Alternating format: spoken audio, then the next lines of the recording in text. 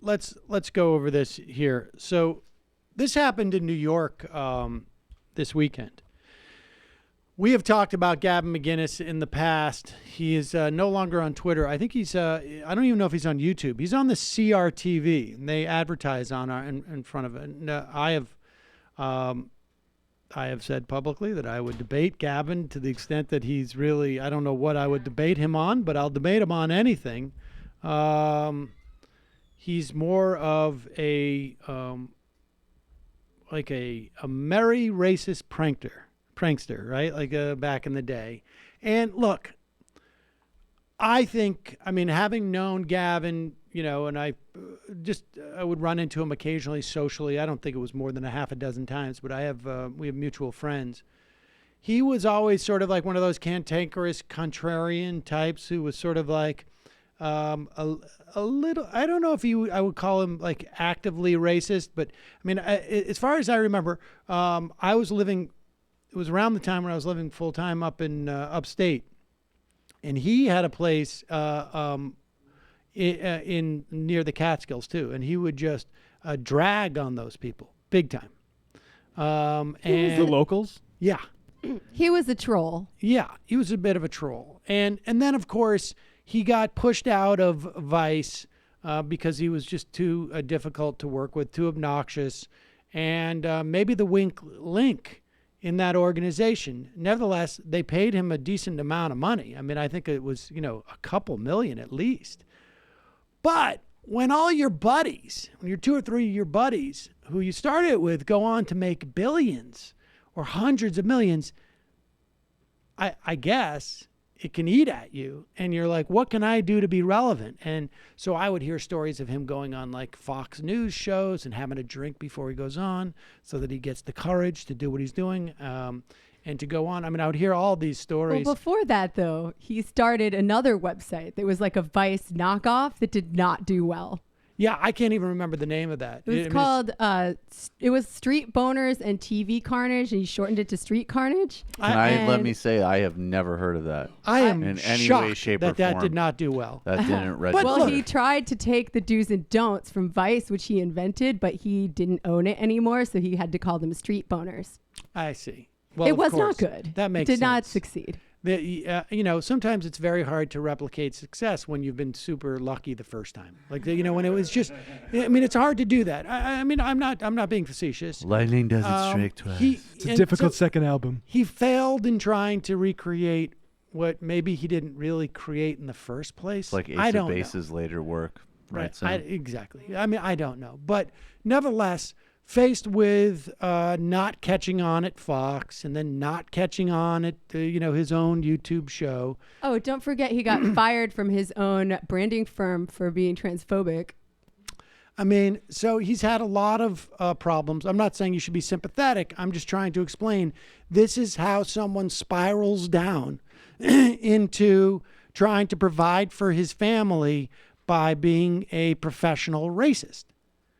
I mean, that's basically what... He always hated women. That was very clear. And it was clear in the early culture of Vice, which is something that I got to deal with when I was younger. But his racism seemed slightly more like ironic, just trolling for the lulz. But no, like he's a full-on racist. Right. And this is, I mean, it's a fascinating case study to watch someone who, he lost all his friends that were famous, that I think gave him May I some recommend sense. Going into our YouTube archives and checking out the F You Forever video for That's some right. deeper texture on that. That was unintentionally the funniest thing that Gavin's ever been involved with that I know of. But I think, at that point, he had nowhere to turn. And so he just decided, I'm going to go all in with this stuff. And that's basically what happens. And so just to juxtapose this weekend, Fox and Friends this morning, this is what they had to say about the violence on the streets of New York City, all on tape, incidentally, this weekend. This is what This is what the Fox and Friends folks decided to focus on. This is what's got Kilmeade got himself in a complete frenzy about. But how unbelievable is it that the people that the Democratic New Hampshire fundraising arm thought that Alec Baldwin, although a big name, would have the right message? Do you think that's the right message for Democrats, overthrow the government? I really wonder if if Alec Baldwin was actually calling for an actual overthrow of the government. I have the full quote here. The way we implement change in America is through elections, Baldwin said Sunday night, according to the news agency. We have governments here at home and in an orderly and formal, or we change governments here at home in an orderly and formal way.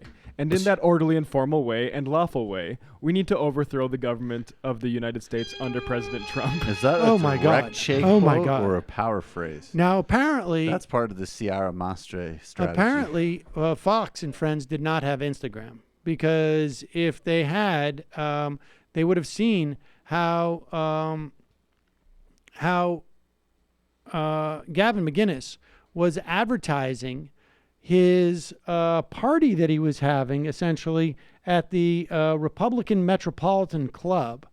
The Republican Party had invited him to the Metropolitan Club to hold a reproduction of the 1960 assassination of the head of the Japanese Socialist Party with a samurai sword. I think this guy was killed by a fascist. Yep, killed by a fascist on TV. On TV in Japan in 1960. You'll recall 1960, not that far from World War II, where you had a fascistic Japanese government. 15 years, not that far. And so you could say this entire event at the Metropolitan Republican Club in Manhattan was glorifying violence against leftists. Yes, and just to put a fine note on it, Gavin, of course, wears like slanty-eyed glasses because he's portraying a Japanese guy for freedom of speech. Right, for freedom of speech, and he brought a sword there. This comes into play in some of the footage that we see. So here is, and just to give you a sense of Gavin, look, sometimes what happens is you start a marketing thing, and then all of a sudden at one point you realize, I got to deliver on this. Otherwise, I am not going to make any money. And like I say, Gavin doesn't have really any skill set. It's one thing to come up with listicles. And if you get lucky, maybe it turns into, something that's a success. But he really doesn't have any skill set. And look, if I couldn't do this and make money at it, I don't know what I would do. I definitely don't think I would become a professional racist. But I'm saying it would be complicated. And sometimes you do woodworking, right? Maybe I do woodworking. I don't know about that, but I like that. I don't know. I'd become a professional racist. But it would be complicated. It would be complicated. Fair and I'm enough. just saying, for someone like Gavin, look, I've talked to him. He may not have all the resources that other people have. Let's say I'm talking mentally. Intellectually. And so, you default to the easy choice. So for years, he's been pretending like he's a tough guy, right? And so you can go back to, there's a compilation. This one starts, I think, back in 2015. What is more annoying? Can't we just fight? In my day, the Nazi skinheads would come up to your show, beat up everyone, and leave. You'd still have a great night. It was only 10 minutes. Let's just fight and get it over with. You can even win. I'll let you win. Just shut up. Pause it, for 1 second. I will say, I don't know what he means by his day. He's talking like he's a 75-year-old man, and he's not. But I guess maybe if you drink too much, it ages you quickly. Here he is doing a show. He's got a beer. Here, go ahead. And I are armed to the fucking hilt.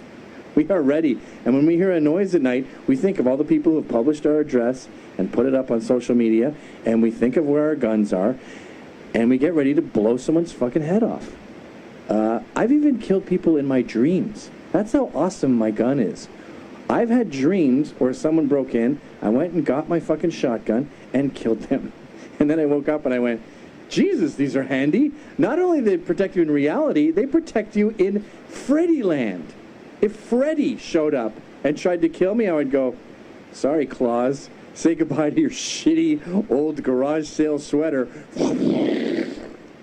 We were a better society. Pause it for 1 second. Now, This I would is just say, like, comedy? this is what happens. Like, you get these fantasies. Like, if you see that that movie, was it Dr. Death by Errol Morris? Oh, Errol Morris. You About referenced this. yeah, about the guy who just sort of like somehow became a darling of Holocaust deniers because he was involved in like providing the gas for, I think, for executions, and he was sort of a loser, and suddenly he found a community.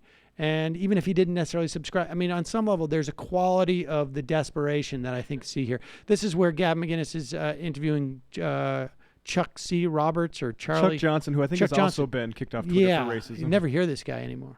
Better society when we beat the shit out of each other. Weren't we? I think it's amazing like how many people under 30 have never been in a physical fight, like ever. It's the Right? trouble with the entire right wing. There's too many of them who have never been in a fight. Yeah, and I think this is something that Canada hasn't succumbed to yet. Or maybe if it has, I mean, I certainly think that like I'm about to go to Australia and New Zealand with my wife, and the Aussies and New Zealanders, I don't know, the people from New Zealand that I know, Kiwis. Kiwis, yeah, they're all kind of badasses. Like they're physically fit. They go hiking and shit. They occasionally throw down if they get drunk. I mean, when was the last time you like actually saw like a legit bar fight? Right? It's probably been a few years. Yeah, it hasn't been a very long. It's been a couple years, and this is in New York City, where they should be happening every 5 minutes. I think Right, there's not pause it. enough. Now, both those guys are horribly out of shape. I mean, talk about not badasses. But here is Gavin McInnes again. Like he's afraid of going on air without drinking, so that's why he's half in the bag in most of these things. I think there's not enough violence in today's day and age. When we grew up, I was talking about this on Facebook with old buddies from my hometown. Violence was everywhere. I want violence. I want punching in the face. I'm disappointed in Trump supporters for not punching enough. I'm I think we only have disappointed. about 4 or 5 punches. Yes, he grew up in Canada. He's probably thinking of a couple of like hockey games or something. Like. Yeah. I wonder if we could be deport him. Well, I But- mean, he That was he Dave has Rubin. been, That was a Dave Rubin in He has- today's time, our current time. like this guy really does fight though. He probably has a fight coach because he's a rich person, but like there have been plenty of videos where he's like fighting some Antifa guy and actually does pretty well. Here is a video from Left Kissed. This is outside the New York City Republican Metropolitan Club. Block or so away. And you can see what happens. There were people who may have been engaging in a protest. It's unclear, but they were walking away. Jamie, you know who these people are? They're friends of a friend. They were walking away from the protest when the Proud Boys found them. And so this crowd of 30 guys, wilding gangs, I guess we are supposed to call them, right? Chase them down, and you can hear them yelling things like faggot, and as they're kicking this guy as they're down. So here's that video. A warning: it's not. It is violent. So here it is.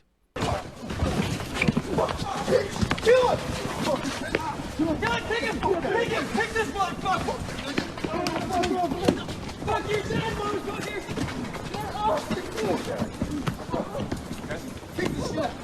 Come on, guys, stop! Stop! Stop! All right, enough! Stop! Hey, stop! Stop! Stop! Stop! Stop! Stop! Stop! Stop!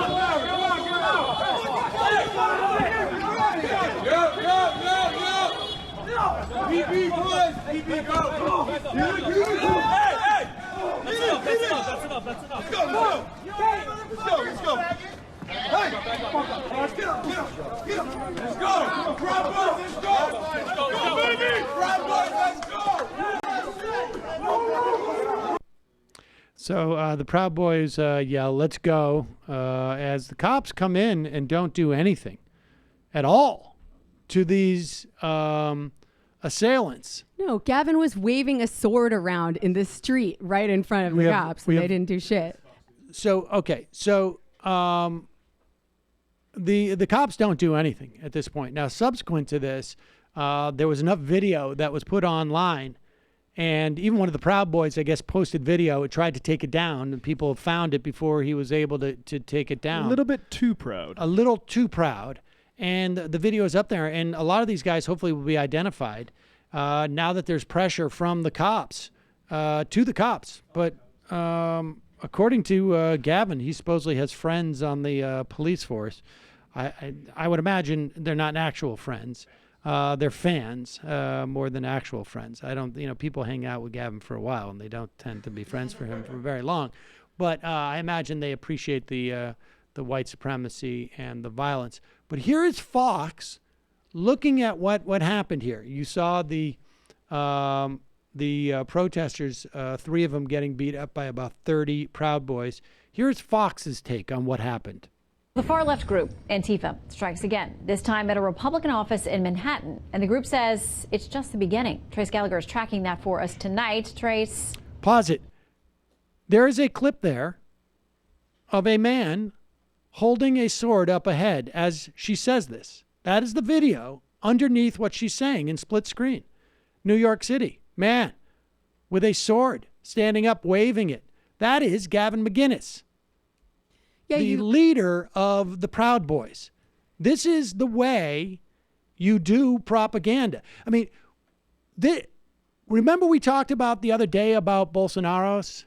Yeah. And they were talking about the protests that took place against fake WhatsApp pictures. And they put out fake pictures of a real protest that made the protesters look like they were some type of like radical marginal group of people. This is the exact same thing. Right. There's no one at Fox who doesn't know who Gavin McInnes is. The guy's been on the network dozens of times.